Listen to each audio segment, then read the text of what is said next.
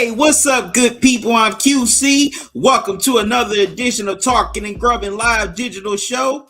Today is Friday, and we got a free-for-all Friday. Tonight, I'm going to be recapping the 2023 NBA Draft. Also,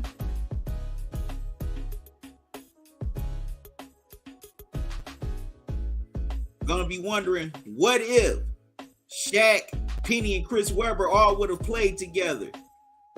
And much more. That's what's coming up here tonight on Talkin and Grubbin Live Digital Show.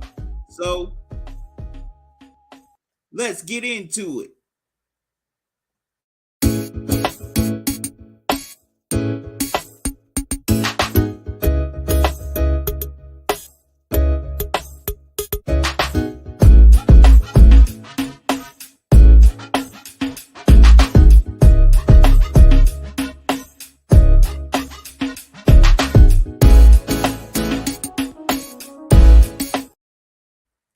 Hey, what's up, good people? I'm QC. Welcome to a brand new edition of Talkin and Grubbin Live Digital Show. How's everybody's Friday going? Hope it's going good. I'm doing all right. Tonight, this is a free-for-all Friday. But before I get into what I'm going to get into, let's recap last night's NBA draft. Well, as expected, the center out of France, Victor Wembanyama, was drafted with the number 1 overall pick to the San Antonio Spurs. Then Brandon Miller was drafted number 2 to the Charlotte Hornets. And G League standout Scoot Henderson was drafted to the Portland Trail Blazers with the number 3 pick. So congrats to all those dudes. Matter of fact, congrats to all the players that were drafted in last night's NBA draft. I wish you nothing but the best and success as you start your journey into the NBA. Now, it wasn't shocking that these 3 players were drafted with the first 3 overall picks. They're definitely going to make a big impact on their team starting immediately, especially Victor Wembanyama. I mean, come on, the dude's long. He's athletic. He's got long arms. He can block shots. He can shoot. He can jump out the gym. He can dunk. He can split double teams. This dude is the total package. And the Spurs have a great one. He's definitely going to improve the Spurs immediately next year. They're going to have more wins than they did this past season. I'm not saying they're going to be a playoff team, but they should at least be a playing team now that he's on that team. And, of course, he's got the great Hall of Famer Greg Popovich coaching him. So he's going to do very well. This is their 3rd overall pick in franchise history. Of course, they've drafted all big men with the first overall pick. They did it with David Robinson in the 1987 NBA draft. Then Tim Duncan in the 1998 NBA draft. As we all know, they created the Twin Towers duo and went on to win 2 NBA championships together. And then Timmy went on to win 3 more after that. So who knows? Maybe history will repeat itself. Brandon Miller, that was definitely a great move for the Charlotte Hornets as they're about to transition out of the Michael Jordan era. As you all know, Michael Jordan is going to sell his majority ownership stock in the Hornets. So the Hornets are going to have a new owner. So whoever the new owner will be, they're going to start with a great new era of Hornets basketball with a great young player. And also Scoot Henderson. That's definitely a great pickup for the Trail Blazers. Maybe he and Dame could create the next duo, or maybe he might be the main player to replace Dame if Dame decides to either leave or get traded.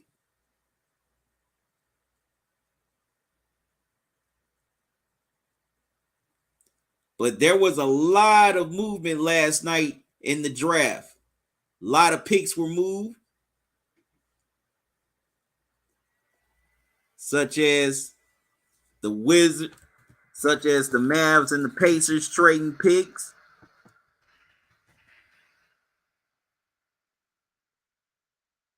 Also, the Pacers moved up around to get the player they wanted.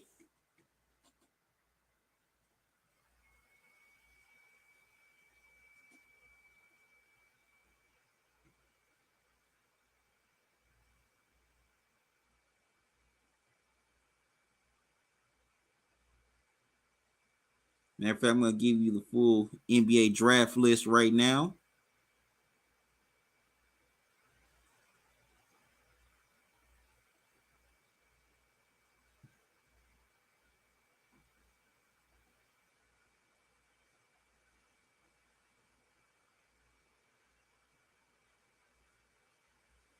All right, here's the list. Okay. Wembanyama's teammate Bilal Kalabi ended up getting traded to the Washington Wizards after being selected by the Pacers. The Pacers get Jarace Walker. Also, the Mavs traded Cason Wallace to the Thunder. The Mavs ended up getting Derek Lively II. Also, the Kings traded with the Mavs as well, trading Oliver Maxine Prosper.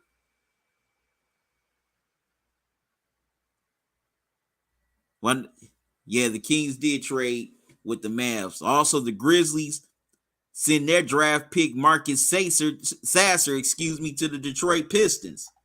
It was a lot of willing and dealing in this draft last night. Pistons trade James Nagy to the Celtics. Pacers, they traded Jalen Pickett to the Nuggets. Spurs traded Leonard Miller to the Timberwolves. Kobe Jones was traded from the Hornets to the Kings. Celtics traded Julian Phillips to the Bulls. Andre Jackson Jr. was traded to the Bucks. Hunter Tyson was traded to the Nuggets. Jordan Walsh was traded to the Celtics. Man, it was a lot of willing and dealing. The Nuggets trade Maxwell Lewis to the Lakers. Man, this is the most willing and dealing I have ever seen in any NBA draft. A lot of willing and dealing.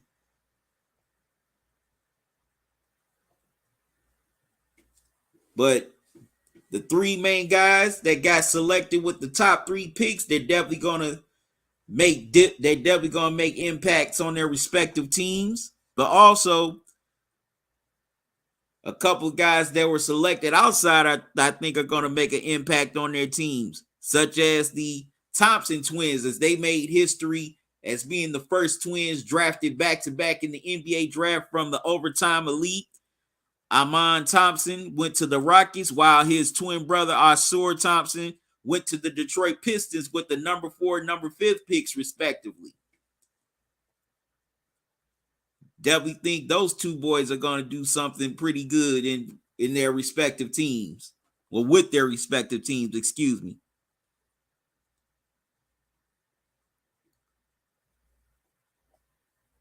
What's up, LT? How you doing? You say that CP3 trade is the worst trade in history. Why you say that, LT?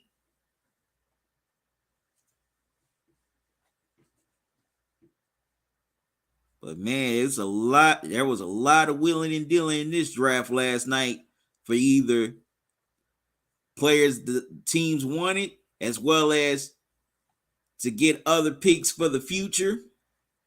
Like I said, this is the most willing and dealing I have ever seen in any NBA draft.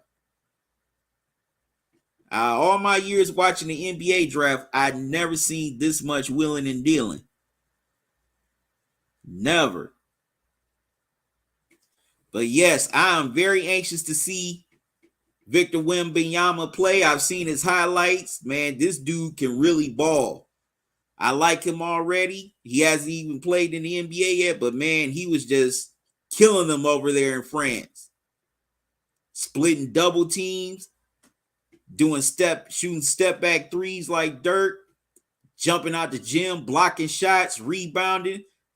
He's very physical. You know, there ain't really too many physical players in today's NBA, but that dude's physical for him to be, you know, so slender.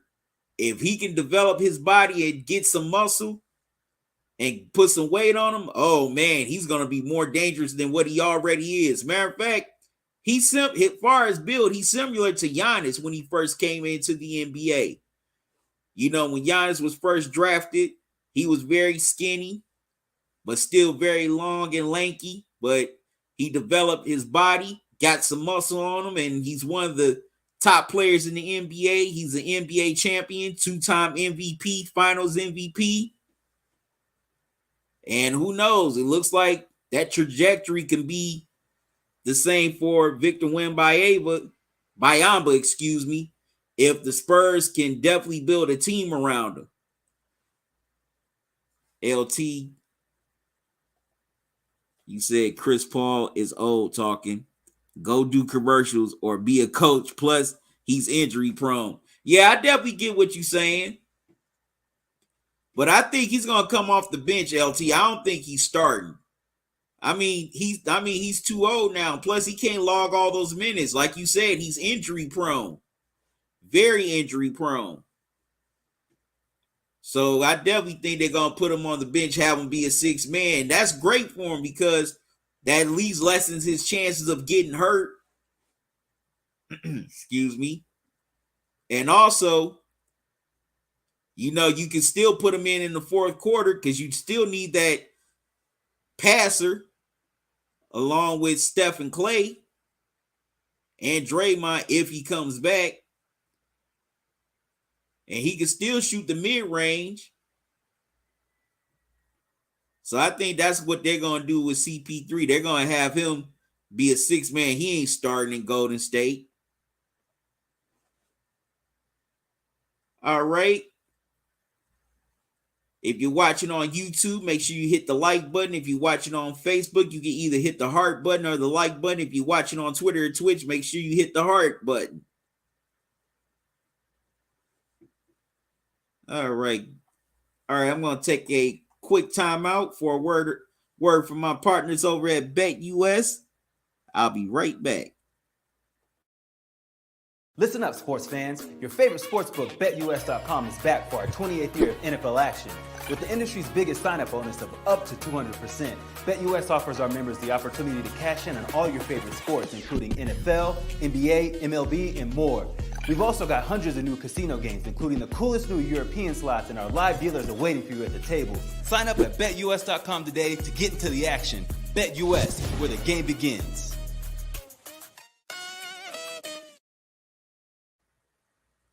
All right, so if you're looking for a great sports book that'll give you opportunities to win, also you'll have easy payments with your winnings, BetUS is the one for you. Copy and paste that link. It'll take you right to the sign-up page. And also, after you put down your first deposit, you'll get a 125% sign-up bonus. Just type in the promo code JOIN125, and you'll definitely get more opportunities to bet, more chances to win. Like I said, you'll get easier payouts with your wins. BetUS, where the game begins. Also, if you like to donate to the channel, you can donate via Cash App or PayPal. There's the Cash App cash tag, $ Talkin and Grubbin. Also, here's the PayPal email address, talkinandgrubbin@gmail.com. Any donations you give to the channel, I greatly appreciate it. And I'm very grateful for everyone who has donated to the channel, past and present. There's not enough words to express my appreciation, so all I can say is thank you. Thank you. Definitely thank you.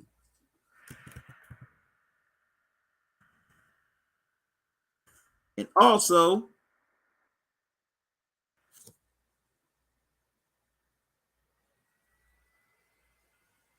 go to the Teespring store and check out and cop the merch that's available right now. Let me pull up the screen.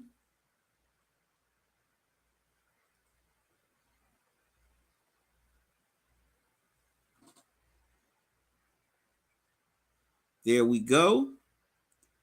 Okay, I got t-shirts, sweatshirts, hoodies, coach jacket, glasses, coffee mugs, long sleeve t-shirts, face mask, socks,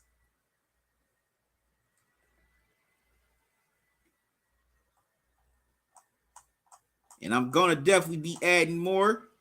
So make sure you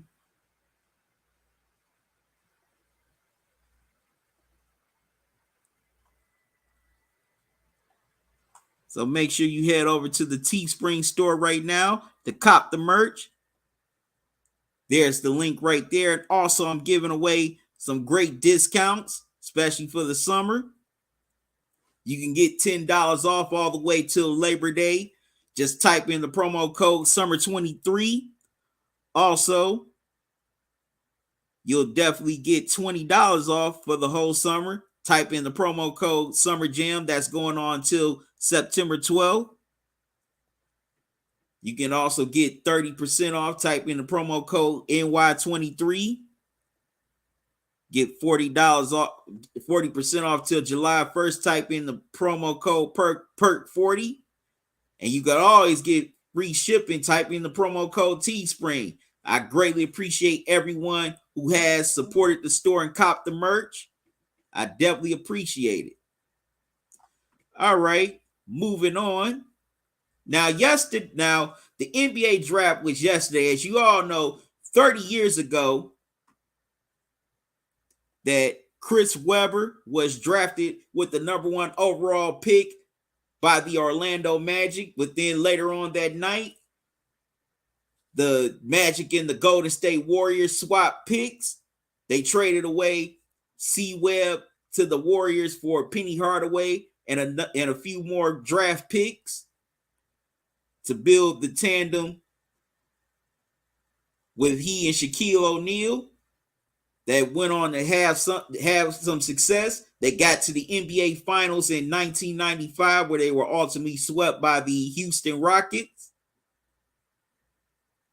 And after that, Shaq left for LA and won 3 championships with Kobe and won another one with Dwayne Wade with the Miami Heat and the LA Lakers, respectively. So I always wondered, what if Shaq, Penny, and Chris Webber were all on the Magic during that time? Now, we all know that Shaq was a dominant big man, very dominant. I mean, come on, whether he was slender or whether he was bigger like he was during his Laker and Heat days, Shaq was very dominant. That dude could get to the rim with no problems at all. That dude punished people inside, always punishing people on the boards. I mean, come on. This was the first dude I had ever seen dunk so hard that he broke the whole backboard. But also Chris Webber, he was a great big man in his own right. He was a pretty good power forward who I think in some ways has been slept on. Yes, he could get inside, but he had a great jumper. And Penny, he was like the 90s version of Magic Johnson, real tall, great passer, great shooter, can get to the hole. But unfortunately, we all know injuries ended up derailing his career. To me, Penny should have been a Hall of Famer. And if it wasn't for those injuries, he definitely would have had a Hall of Fame career. Now, Shaq said in his documentary, in the 30 for 30 documentary, This Magic Moment, that he and Penny were Shaq and Kobe before Shaq and Kobe. Definitely were. But if these three would have been together, they would have been the big three long before we were saying big three. They would have been the OG big three.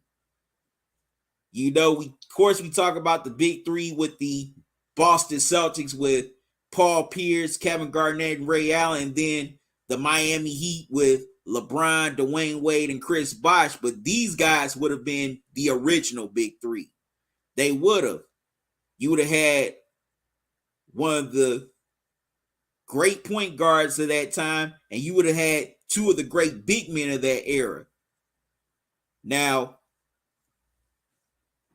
back then, big men wasn't really shooting threes like that. So I see why Shaq would have had issues with C-Webb playing together, but I think they would have found a way to make it work because Shaq was more of an inside player. Chris Webber was more of an outside player. And Penny, Penny could score from anywhere, inside, outside. Of course, he would have kicked it inside to Shaq for a dunk. He would have kicked it out to C-Webb for a jumper. And then also, they later on added, not added, but guys like Dennis Scott was already there. So was Nick Anderson. Both of them were great shooters. And also, they later added Horace Grant. Imagine Horace Grant coming off the bench. Man, that would have been a great team. Like I said, they would have been the OG Big Three, and they would have been an OG super team. Now, a lot of people think super team just means you got to get all the free agents. No, I don't believe that. In my opinion, you can build a super team as well. Look at the Showtime Lakers in the 80s. Look at the Boston Celtics in the 80s. Those were super teams, despite the fact they were built. They still were super teams. I mean, come on. You got dog on there, a combination of almost 10 Hall of Famers right now from those 80s teams. With Magic, Kareem, Worthy, Bob McAdoo, Jamal Wilkes, Bird, McHale, Parrish, Bill Walton, the late Dennis Johnson. Matter of fact, you do have 10 Hall of Famers combined from both of those teams. So yes, those were super teams. The 90s Bulls, that was a super team. Come on, they won 6 championships in an 8-year span. That's a doggone super team. And had 2 3-peats. That was a super team. It doesn't matter if a super team was built through free agency or through the draft. It's still a super team.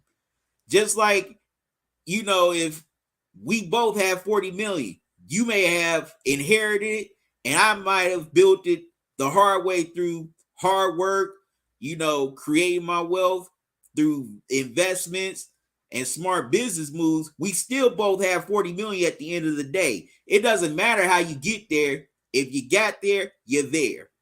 But the Magic definitely would have been the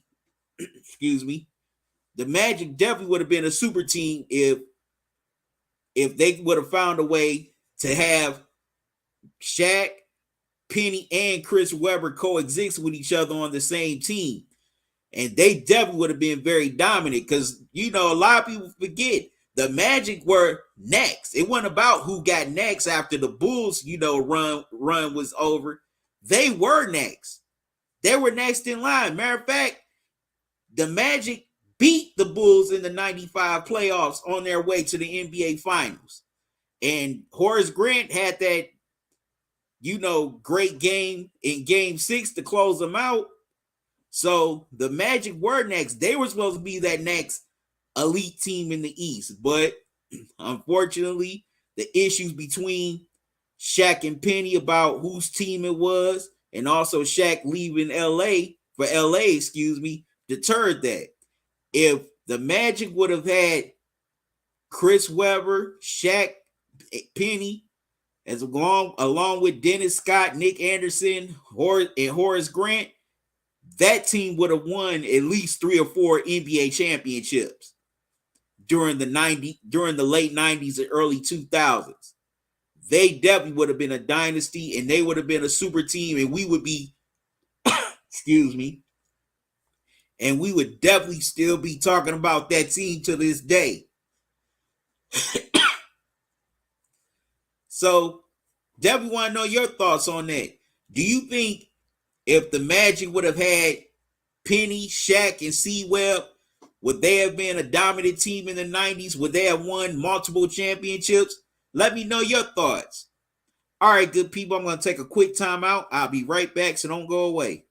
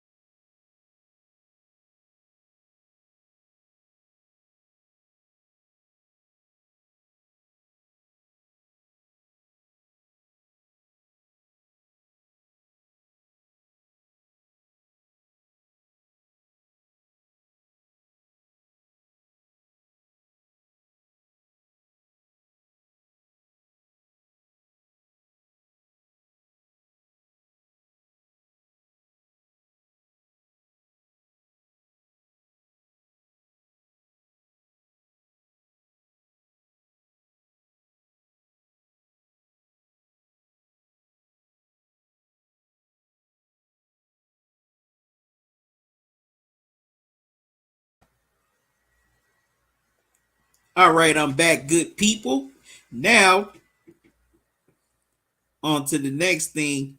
Now, anybody who's been watching me for a while, I'm from Cleveland. I'm a diehard Cleveland sports fan. I follow all the Cleveland teams: Browns, Cavs, Guardians. Now, last season, the Cavs acquired Donovan Mitchell in a trade with the Utah Jazz. They ended up trading players such as Lauri Markkanen, Colin Sexton, their second round pick from last year, as well as a few future first round picks. And the Cavs ended up getting bounced in the first round by the New York Knicks. And that definitely made a lot of us here angry, left a sour taste in a lot of our mouths. Now, also, we know Donovan Mitchell originally thought he was going to be drafted by his hometown Knicks. A lot of people thought that was going to happen, especially nationally, but he ended up being traded to the Cavs. Plus, we all know he's from the New York area. He's a big Mets fan. His dad works for the Mets front office.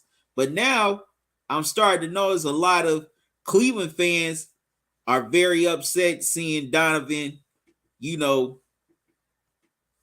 openly talk about how great it was to play in the Garden during the playoffs, and him throwing out the first pitch at the Mets game a couple of weeks ago. So most fans are now saying that the Cavs should trade Donovan Mitchell now since he doesn't want to be here. The report saying, well, he really wants to be in New York.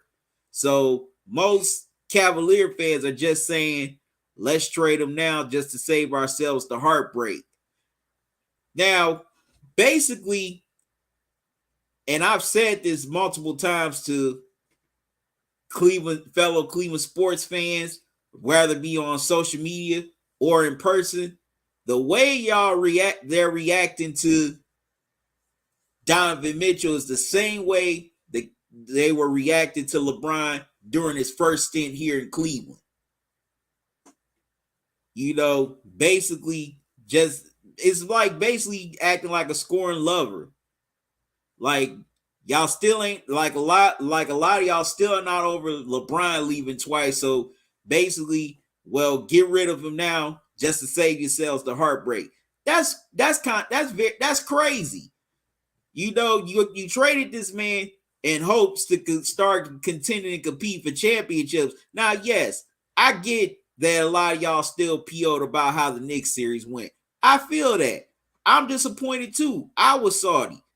But I'm not going to sit up and say, well, let's trade him now. And, since he doesn't want to be here, because he never gave any indication that he didn't want to be here.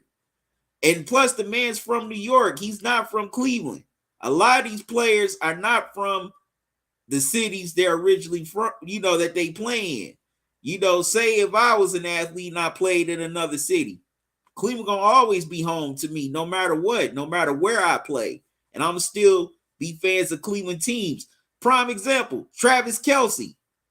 He threw out the first pitch at the Guardians game back in April. I don't hear Chiefs fans yelling that, he needs to be out of Kansas City since he doesn't want to be there. But it also, like I said, a lot of Clevelanders, no matter what some of them say, they're still not over LeBron leaving twice. And I mean, okay, I get it the first time because of the way he did it with the decision on. But the second time, LeBron was good after 2016. He came back home, delivered the championship. So whatever he did after that was gravy. Nobody could hold it against him. But I'm just saying with this whole Donovan Mitchell thing, it's like, just wait and see. You got another year with him. He has the player option after that. He may pick it up. He may not pick it up. But to me, it is just my personal opinion. It's going to come down to winning. And the moves and what moves the Cavs are going to make next month here in free agency, whether it be free agency via trade. Guys, see what they're going to do to improve the team. And it's just you just being It's just a lot of knee-jerk reaction after that Knicks series. It's like it's time to move on from that. The season's over now. Okay, this is basically a new season. It's time to move on, and let's see what happens during the off season. Let's see what happens this upcoming NBA season. So, to me, it's just we gotta stop with that scoring lover mentality and being afraid somebody's gonna break our heart. It's sports. It's gonna happen. I don't care where you're from. So just the whole Donovan Mitchell thing, I'm just gonna wait and see. That's all you can do. Let me know your thoughts.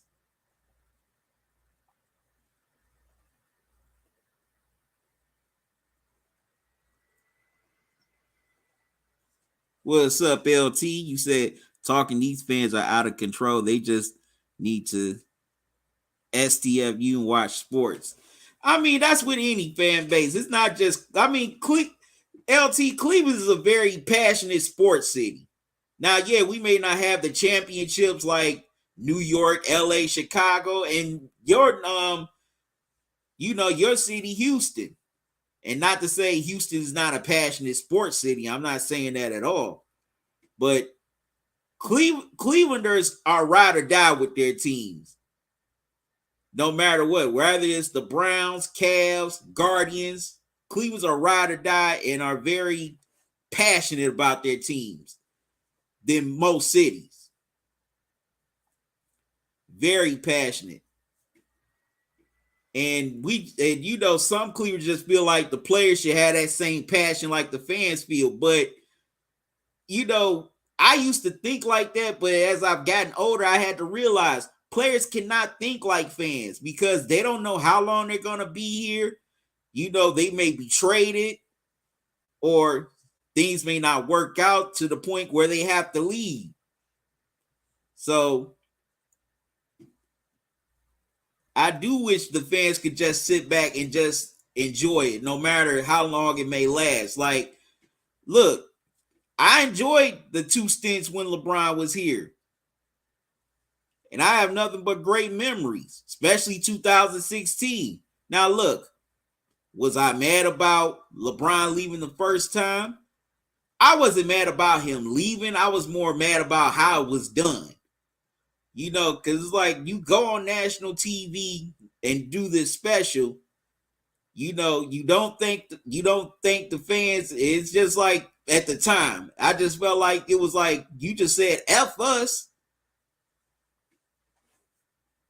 And I think he realized that he handled it the wrong way. And I think he realized he could have handled it better to make sure with the fans that it was just about him. It was nothing against the fans at all. But fans are just crazy all over the place, no matter what city you live in. Like they say, fan is short for fanatic. Yep, fan is short for fanatic. But I do wish, some Cleveland fans. I ain't gonna say all Cleveland fans are like that, because not all Cleveland fans are like that. But I do wish the Cleveland fans that do have that mindset would just chill, just enjoy it for as long as it may last. Because, matter of fact, I'm gonna shout out another content creator named Quincy Carrier. From Cleveland. He does the Browns. He also has a Cavs channel. Subscribe to his channels. And he recently did a video on the whole Donovan Mitchell situation. Just like he just did another one on Deshaun Watson thing. I'm going to get to that in a little bit. But basically, when you keep on with some Clevelanders, when we get a big star, some of us keep on wanting to make it as if like, well, why would let me rephrase this. Basically, with some Clevelanders, when they get a big star, they're just counting down when they're gonna leave. And they keep on saying, oh, well, they could be doing this, they could be doing it in a bigger city. it's like sometimes in some cases, some Clevelanders we can be our own worst enemy. Some cases, not all cases. Because a lot of times they never said anything ill about the city or said they were counting their days to free agency. But I just wish some people in my city would just get over their inferiority complex. All right, good people, I'm just going to take a quick pause. I'll be right back, so don't go away.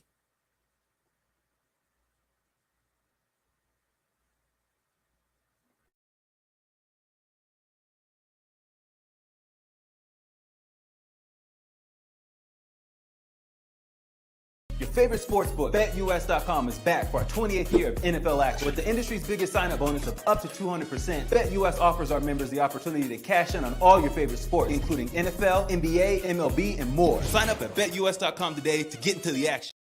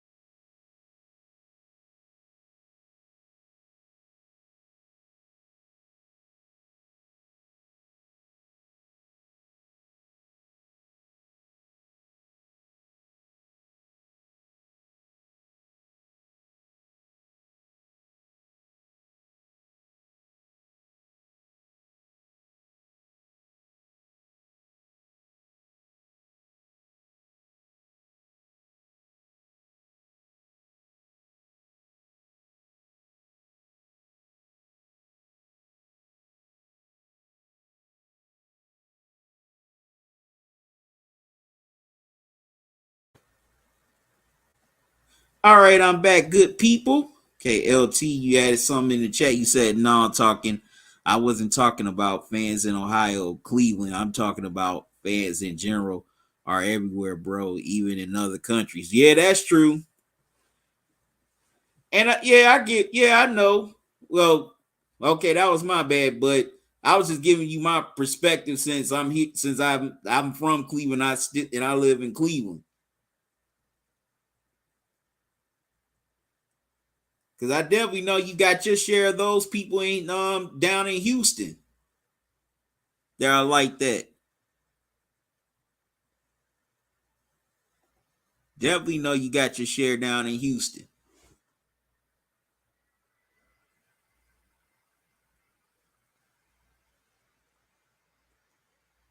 But like I said, you definitely got. I mean, that's fans everywhere.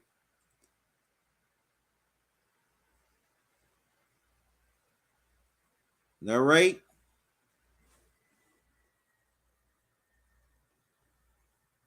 Last thing I want to touch on, Deshaun Watson. They're doing the same thing with him. Now they're asking him. They're asking how long is he going to remain in Cleveland with the Browns? Now, as you all know, the Browns acquired Deshaun Watson last year via trade. They traded the next 3 first-round picks and also signed him to a $234 million contract, fully guaranteed. That was the biggest contract for a quarterback at the time. Since then, that has been jumped over by Lamar Jackson as he got his new extension with the Baltimore Ravens a couple of months ago. Now, as we all know, last year Deshaun Watson hadn't played in a little over 2 years. Also, he served an 11-game suspension last year due to multiple allegations of sexual assault, which violated the NFL's conduct policy. So he had to serve those an 11-game suspension. He came back for the final 6. He definitely did not play well. He looked rusty. He definitely looked like a dude that had 2 years off. But now that's all behind him. He can fully return to football this upcoming season as a member of the Cleveland Browns. But now you have Cleveland fans asking how long Deshaun Watson will be in Cleveland. I'm like, come on, y'all doing this now. You just got the man here over a year ago.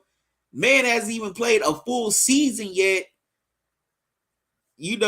We haven't seen what he can do, whether he can lead this team to wins and ultimately playoff appearances and ultimately a championship. And y'all already asking how long he's going to be a Brown. Now look, yes, I know Deshaun Watson eliminated the Browns at first, but the other teams that were after him were the Atlanta Falcons, the Carolina Panthers, and the New Orleans Saints.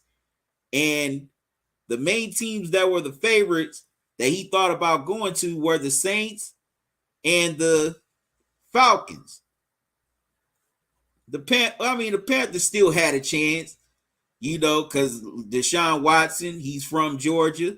Of course, the story with Warwick Dunn, building a house for him and his mother when he was young. Carolina, due to his ties with Clemson. And also the Saints, because they still definitely have some talent in dudes like Alvin Kamara, as well as Michael Thomas, and a pretty good offensive line. So the Browns had to make it enticing for him to where he couldn't say no. That's why they threw in that contract. But it's just crazy how some Browns fans, not all, and some Cleveland sports fans are just already doing this, and the man hasn't even played a full year yet. We don't even know what we're going to get out of him this year. And you're already doing this. Like, come on, that's just asinine. Very asinine. Like, wait until we see what we're gonna get out of him. Who knows? Maybe it might be a playoff season. Maybe it might be 7-10. We just gonna have to wait and see. But to just do this now, it's like, come on. It's like some Clevelanders just have conditioned themselves like we don't deserve, nice things. We don't deserve players like Deshaun Watson or players of his caliber. Like, come on, that's just ridiculous. That's very ridiculous.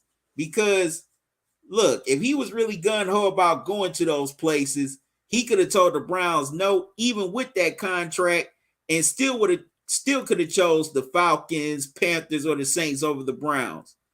So it's just like, come on, let's just chill out on that and let's just see what he does this season. Like, take it one game at a time, one season at a time. Stop. It's time to stop doing that. Like I said, a lot of y'all are still scarred by LeBron leaving twice. It's like, it's time to move on from that. Definitely time to move on. Well, all right, good people.